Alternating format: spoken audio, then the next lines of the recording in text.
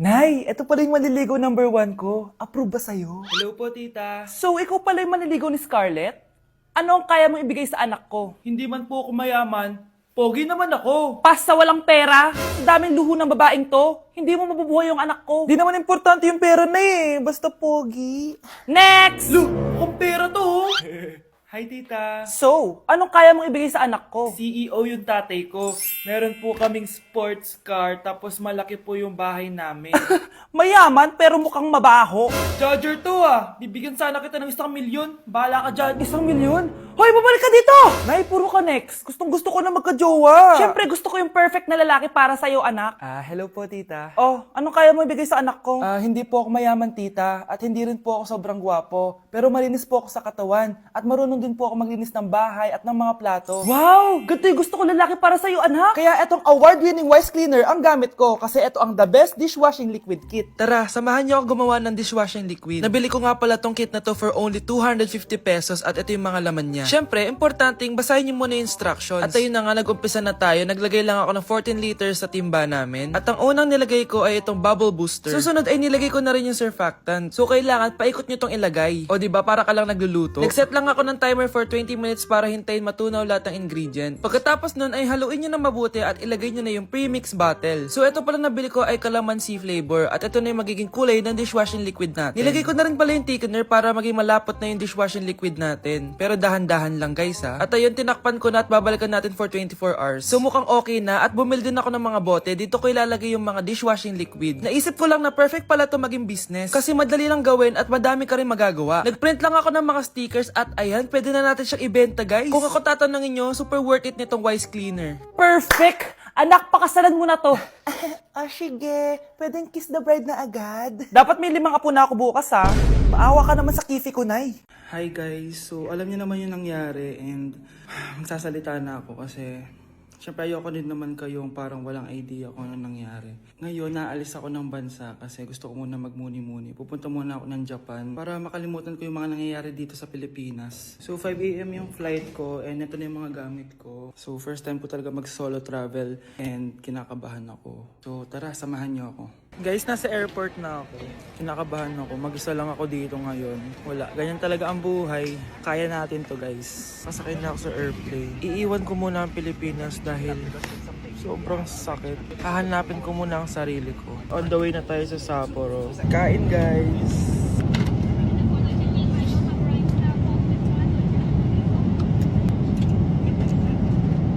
So hi guys, nasa Japan na ako. Ito na yung mga gamit ko. Naka-puffer jacket na ako kasi -6 daw mamaya. Medyo nasasad ako guys kasi palagi kong kasama si Honey Bunch pag nagja-Japan ako. Pero ngayon solo lang ako guys. Mamaya ikukwento ko na talaga yung mga nangyari. Usok check.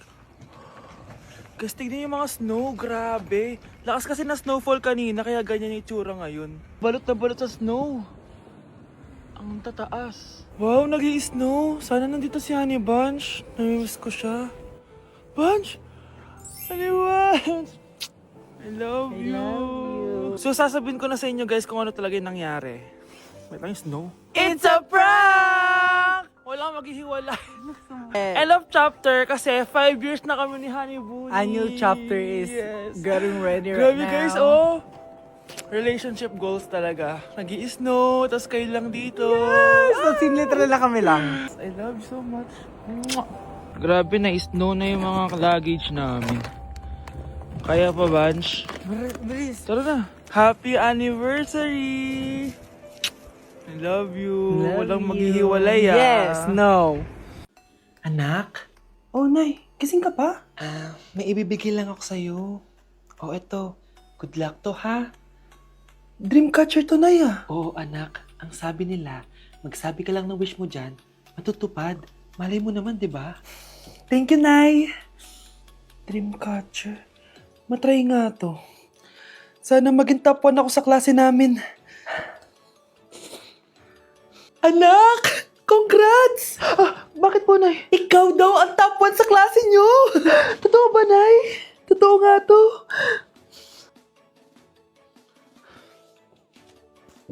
Oh, anak, saan ka galing? Nag-apply ako sa trabaho. Ayoko naman maging pabigat sa inyo habang buhay. Sana makabawi na ako sa inyo. Ba't di mo nalang i-wish yan sa Dreamcatcher? Malay mo naman, di ba? Oo nga no, Nay.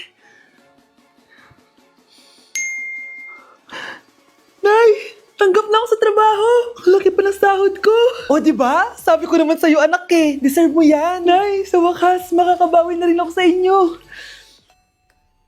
Bes, alam mo, ang yaman mo na. Bakit di ka pa mag-asawa? Ay naku, Bes. Kung may magkakagusto man sa akin, ang gusto ko, mabait at responsable. Parang si Joshua. Naku, Bes, si Joshua pa. Puro trabaho yan. Hi Scarlett, pwede ba tayong mag-lunch together mamaya? Sure, sige. Siyan ba? Ayun. Oh, yan ang simula na love story nyo, ha? Ay, mahal. Grabe. Natupad na natin yung mga pangarap natin. May anak tayo. May malaki tayong bahay. May maayos tayong trabaho. Ay, sa wakas. Proud ako sa ating dalawa, mahal.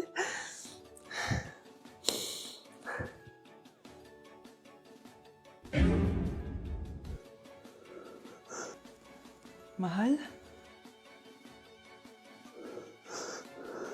This year, ang Christmas decor namin dapat aesthetic, mala Pinterest score. Minimalist but magical. Nay, ganito yung gusto kong Christmas decor. Need na lang natin ng ribbons, garlands, glitters, and maybe a glue gun. Tingnan mo, may ilaw pa sa bintana mo. Anong gusto mo, magparol show?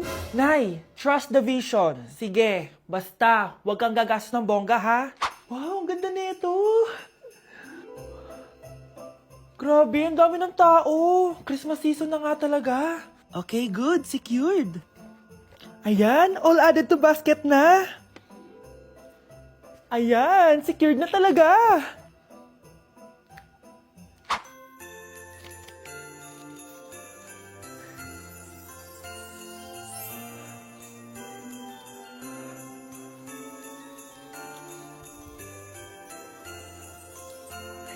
Anak, paubos na yung ribbon, no? Oh, eto, ribbon ng cake. Same color naman eh. Pwede na yan. Nay, masisira yung team. Magkaiba yung sukat, oh.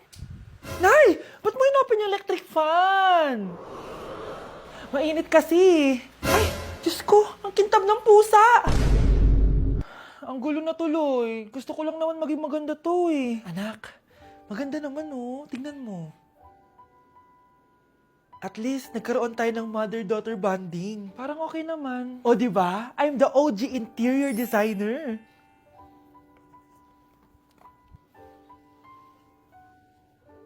Hindi siya nagmukhang pang Pinterest dahil mas maganda yung ginawa namin.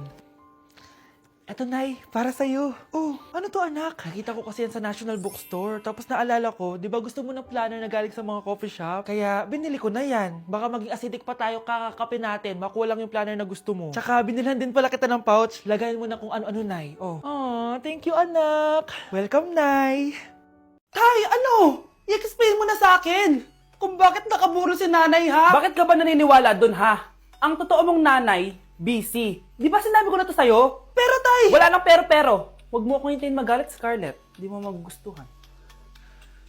Hindi pwedeng hindi si nanay yung nakita ko sa cellphone. Alam na alam kay tsura ni nanay. Malalaman ko rin sikreto mo, Tay. Oh, Scarlett, aalis ako ulit, ha? Huwag kang pasaway.